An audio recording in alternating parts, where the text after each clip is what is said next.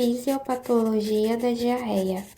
A diarreia é uma alteração intestinal em que ocorre um aumento do número de evacuações no dia, sendo essas fezes amolecidas ou líquidas. Na escala de Bristol, a diarreia se classifica entre os tipos 6 e 7. Mas por qual motivo ela ocorre?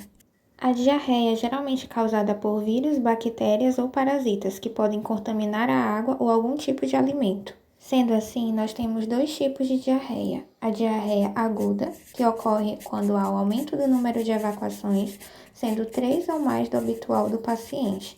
Ela ocorre em um tempo inferior a 14 dias. A diarreia aguda é geralmente causada por vírus, bactérias, protozoários ou helmintos.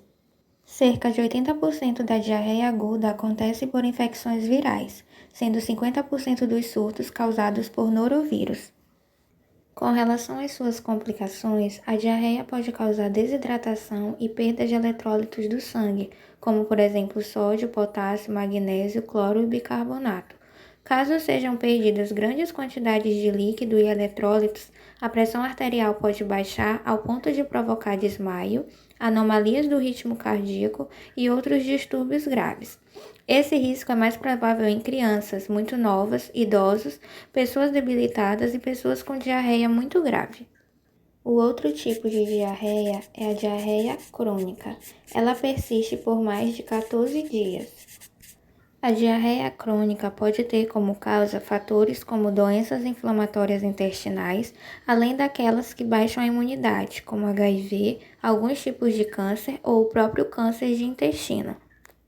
Com relação à sua topografia, a diarreia pode ser do tipo alta, que ocorre no intestino delgado, ou baixa, que ocorre no intestino grosso e reto. A diarreia do tipo alta, que ocorre no intestino delgado, é caracterizada por grande volume fecal, frequência menor, podendo haver restos alimentares nas fezes. Enquanto que a diarreia do tipo baixa tem um volume menor, frequência maior e tenesmo, que é a vontade intensa de evacuar.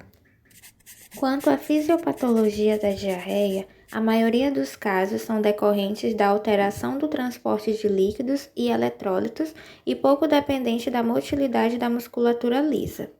Se qualquer perturbação no transporte de eletrólitos ou a presença de solutos não absorvíveis no lumen intestinal reduzissem a capacidade de absorção do intestino delgado em 50%, o volume de líquido apresentado diariamente ao colo normal excederia sua capacidade de absorção diária máxima de 4 litros. Isso resultaria em uma excreção de fezes de 1000 ml, que por definição é diarreia. Quanto ao mecanismo fisiopatológico, são categorizadas em osmótica, funcional, secretória, inflamatória e desabsortiva. Na diarreia do tipo osmótica, há um acúmulo de solutos osmoticamente ativos não absorvíveis no lumen intestinal. Assim, ocorre retenção de líquidos intraluminais e, consequentemente, a diarreia. Além disso, ela é caracterizada por um gap osmolar fecal alto, em que para no jejum. Ela ocorre geralmente na ingestão de carboidratos pouco absorvíveis, como exorbitol, manitol, lactulose ou abuso de laxativos.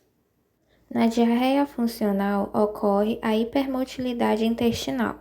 A absorção e secreção estão normais, porém não há tempo suficiente para ocorrer a absorção desses nutrientes corretamente. É um diagnóstico de exclusão, ou seja, quando há ausência de doença orgânica justificável. Na diarreia secretória, ocorre um desequilíbrio hidroeletrolítico pela mucosa intestinal por meio do aumento de secreção de íons e água para o lúmen ou inibição da absorção por meio de drogas ou toxinas. E diferente da osmótica, a secretória não para no jejum e o seu gap osmolar é baixo. É um tipo de diarreia causada por bactérias como a E. coli ou cólera. A diarreia inflamatória é caracterizada por lesão e morte de enterócitos, assim como atrofia de vilosidades e hiperplasia de criptas. Além disso, pode haver alterações laboratoriais ligadas à calprotectina fecal.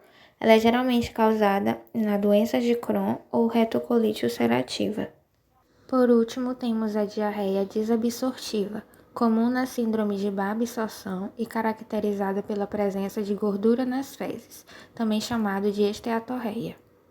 Com relação aos sinais e sintomas associados à diarreia, o paciente pode apresentar cólicas ou dores abdominais, inchaço, náusea, vômito, sangue ou muco nas fezes, febre ou tenesmo, que é a necessidade urgente de evacuar. O diagnóstico da diarreia é feito com a história clínica do paciente. Entender como é a sua rotina em termos de alimentação, qualidade dos alimentos e mastigação são essenciais nesse processo. Além da história clínica, alguns exames podem ajudar no diagnóstico, como os exames de sangue. Por meio dele é possível comprovar evidências de infecção, por exemplo. O exame de intolerância à lactose ou a glúten, uma vez que tanto um quanto o outro são causadores de diarreia.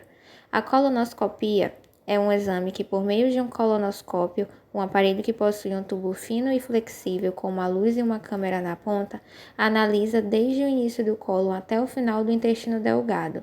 Tal método ajudará a entender se esta diarreia é causada por uma inflamação no cólon, que é a parte central do intestino grosso. Com relação ao tratamento, a hidratação está em primeiro lugar. Algumas opções como água, chá, bebidas isotônicas ou água de coco podem auxiliar nesse processo.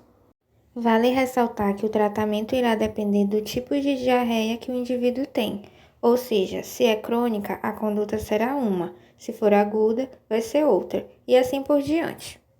Nos casos agudos, a hidratação e o uso de medicamentos sintomáticos é o suficiente na grande maioria dos casos. Nos quadros bacterianos, pode-se optar por antibióticos, desde que os prescritos por médicos. O uso indevido de antibiótico pode até piorar um quadro diarreico. Já nos de parasitas, podem ser necessários antiparasitários, também conhecidos como vermífagos, que atuam no combate dos vermes que se alojam no organismo.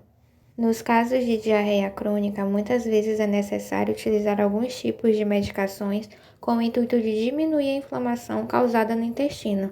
Nesses casos, o tratamento vai depender da causa. Dessa forma, o ideal é identificar a causa da diarreia, para assim diminuir seus efeitos. Contudo, procure sempre um médico de sua confiança para ser a melhor orientação de acordo com o seu caso. E o que deve se comer quando se está com diarreia? É recomendado priorizar alimentos que tenham a fibra solúvel, que acabam diminuindo um pouco das evacuações e da dor abdominal. Alguns exemplos são frutas sem cascas, frango e peixe, de preferência grelhados e sem molhos, arroz branco, macarrão, vegetais como batata, inhame e cenoura. Além disso, deve-se evitar qualquer tipo de alimento industrializado, gordurosos e frituras.